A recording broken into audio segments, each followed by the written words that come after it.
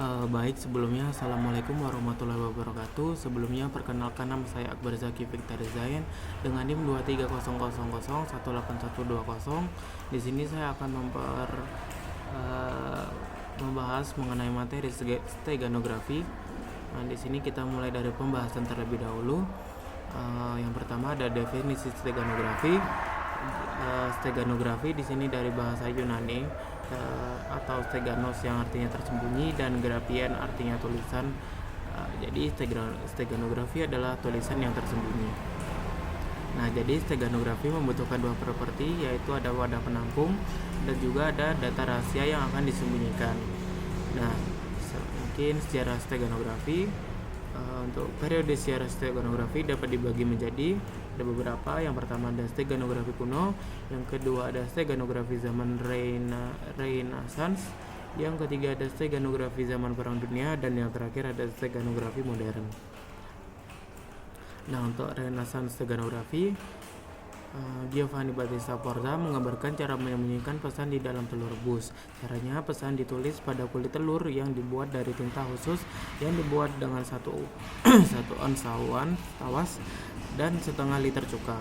Prinsipnya penyembunyiannya adalah dengan tinta tersebut akan menembus kulit yang berpori tanpa meninggalkan jejak yang terlihat. Tulisan dari tinta akan membekas pada permukaan isi telur yang telah mengeras. Nah, pesan dibaca dengan membuang kulit telur. Dan yang kedua, steganografi zaman Perang Dunia. Penggunaan tinta yang tak tampak atau invisible ink dalam Spanish. Pada Perang Dunia Kedua, tinta tak tampak digunakan untuk menulis pesan rahasia. Tinta tersebut dari campuran susu, sari buah, cuka, dan urin. Cara membacanya, kertas dipanaskan sehingga tulisan dari tinta tak tampak tersebut akan menghitam. Seorang agen FBI sedang menggunakan sinar ultraviolet untuk membaca tulisan yang tersembunyi pada kertas yang dicurigai dari agen Spanish. Terus yang terakhir ada steganografi modern yang diperkenalkan oleh Simmons pada tahun 1983, dilakukan dalam konteks USA sampai USSR Nuclear Non-Proliferation Treaty Compliance Checking. Nah, jadi di sini ada contoh bagaimana cara Bob mengirim pesan ke Alice tanpa diketahui oleh Wendy. Nah, ada dua alternatif. Alternatif yang pertama dengan mengenkripsinya. Nah, Wendy pasti curiga karena ada kode-kode yang menurutnya tidak layak. Terus yang kedua, alternatif kedua menyembunyikannya di dalam tulisan lain. Misalkan, masihkah ada Lara apabila memoriku ingat tes apa itu? Kita ingin tetap abadikan kisah asmara bersamamu siapapun renta. Nah, dengan penyisipan kata di kalimat tersebut, pasti Wendy tidak akan curiga. Nah, steganografi digital bisa disisipkan di dalam teks, audio, gambar, atau video. Nah, metode LSB. Nah, biasanya pesan disisipkan di dalam citra atau disembunyikan di antara piksel-piksel sehingga orang lain tidak akan tahu bahwa ada pesan di sebuah gambar. Nah, teknik penyembunyian data. Penyembunyian data dilakukan dengan mengganti bit-bit data di dalam segmen citra dengan bit-bit data rahasia. Metode yang paling sederhana adalah metode modifikasi LSB atau Least Significant Bit Modification. Perhatikan contoh susunan. Nah, ini di bawah ini adalah contoh susunan menggunakan LSB di mana kita mengubah bit biner di di angka paling awal dan paling terakhir. Nah, ini juga contohnya perubahan data biner sesudah dan sebelum disembunyikan datanya. Nah, terus metode modifikasi LSB merupakan metode steganografi yang paling populer dengan memanfaatkan kelemahan indera visual manusia dalam mengamati perubahan sedikit pada sebuah gambar. Nah, mungkin ini sedikit contoh penyisipannya. Lanjut. Nah, ini cara menghitung ukuran data yang disembunyikan. Terus teknik ekstraksi data. Data yang disembunyikan di dalam citra dapat dibaca kembali dengan cara pengungkapan atau refill atau extraction. Posisi byte yang menyimpan bit data dapat diketahui dari bilangan acak yang dibangkitkan. Bilangan acak yang dihasilkan harus sama dengan bilangan acak yang dipakai pada waktu penyembunyian data. Dengan demikian, bit-bit data rahasia yang bertaburan di dalam citra dapat dikumpulkan kembali. Nah, ini contoh ekstraksi pada citra 8 bit. Dan di sini ada contoh citra Barbara.bmp dengan ukuran 512 kali 5x12 pixel dengan ukuran 258 KB.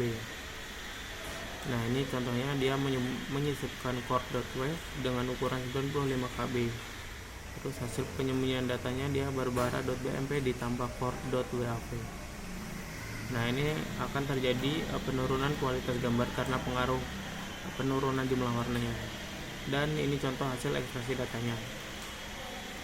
Nah, mungkin sekian materinya. Kita lanjut ke pembahasan program.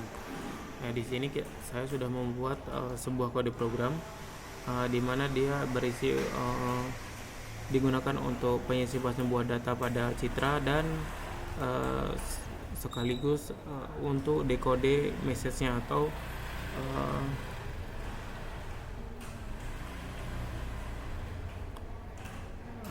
buat pengakuan sebuah message pada gambarnya. Nah, mungkin di sini kita memiliki dua pilihan. Yang pertama ada pilihan satu itu untuk encode dan pilihan dua untuk decode.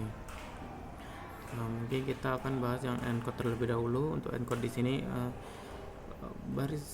kita bahas dari sini dulu. Di baris awal ini ada definisi. Kita mendefinisikan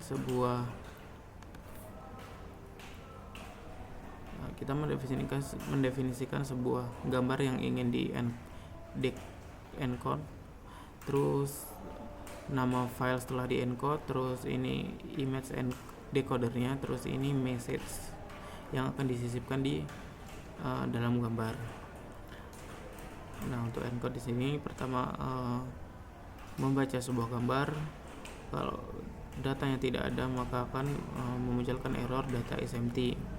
Kalau enggak, dia akan mengopi image-nya. Habis itu dia akan memanggil fungsi encode_ends di mana parameternya itu gambarnya sekaligus pesan yang ingin disisipkan. Nah, di dalam encode_ends ini dia akan memanggil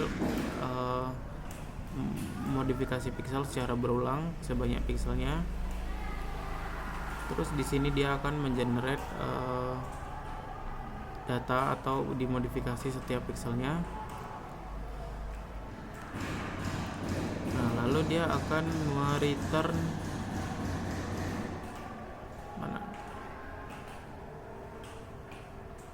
dia akan mengubah nilai pixelnya di function modifikasi pixel ini. Nah, untuk pilihan kedua itu ada decode atau dia pengungkapan sebuah isi pesan di dalam gambar, di mana decode ini pertama dia membaca file image yang setelah di encoder. Nah, di sini saya mendefinisikan sebagai image decoder.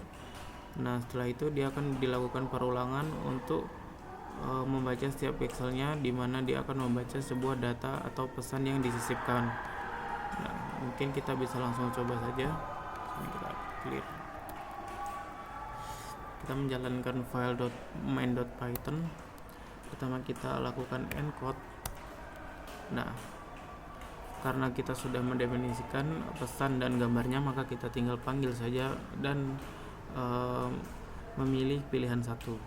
Nah, di sini akan menampilkan pesan encoding complete, stego image.png.